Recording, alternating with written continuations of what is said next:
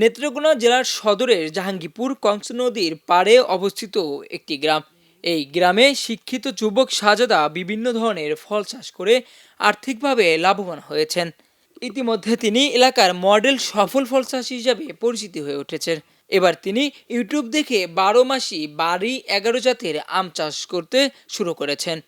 এর আগে তিনি বিদেশি মাল্টা ও চায়না কমলা লেবুর চাষও করে কয়েক লাখ টাকা উপার্জন করেন।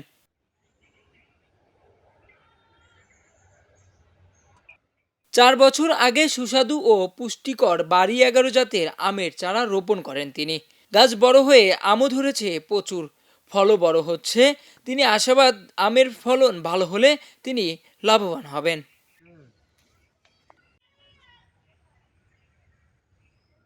তিনি জানান বিভিন্ন ধরনের শাকসবজি চাষ করে বেকারত্ব দূর করেন। তারপর ইউটিউবের ভিডিও দেখে জৈবিক পদ্ধতিতে শুরু করেন। প্রথমে চায়না কমলার, তারপর বিদেশি মাল্টা ফলের চাষ করেন। তিনি তার বাগানে কখনো রাসায়নিক সার প্রয়োগ করেননি বলেন। তার পরিবর্তে ব্যবহার করেছেন গোবর ও প্রাকৃতিক সার।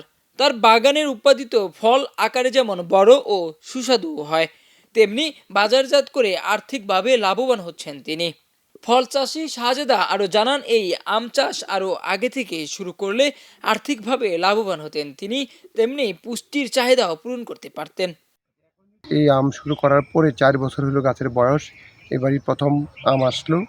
এখন আমি ভাবতেছি যে এতো একটা সুন্দর আম, এই আম যদি আমি আরও আগে চাষবাস করতে পারতাম, আর্থিকভাবে লাভবান হতাম, পুষ্টির চাহিদাও পূরণ হতো, আর বিশেষ করে 12 মাস ফলের চাহিদাও আমরা পূরণ করতে পারতাম এই আমের মাধ্যমে।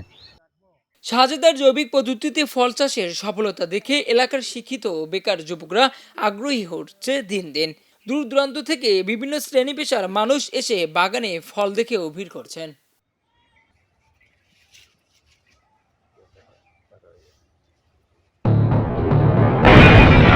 সবাই যখন জোয়ারে গা ভাসায়, কেউ কেউ শির দাঁড়া সোজা করে ঘুরে দাঁড়ায়।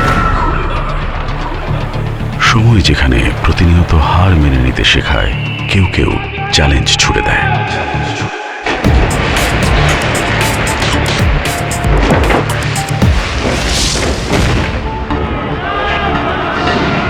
পক্ষপাতের ভিড়ে আজ থেকে কোনো পক্ষ নয়, খবর হবে নিরপেক্ষ।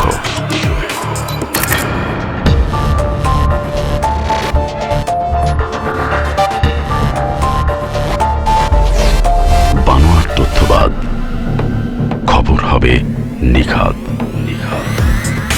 ভেঙে গুজবের শিক, খবর হবে নির্ভীক। এলো মুক্ত চিন্তার স্বাধীন দৈনিক খবরের কাগজ। এখন খবর হবে নিখাত, নির্ভীক, নিরপেক্ষ।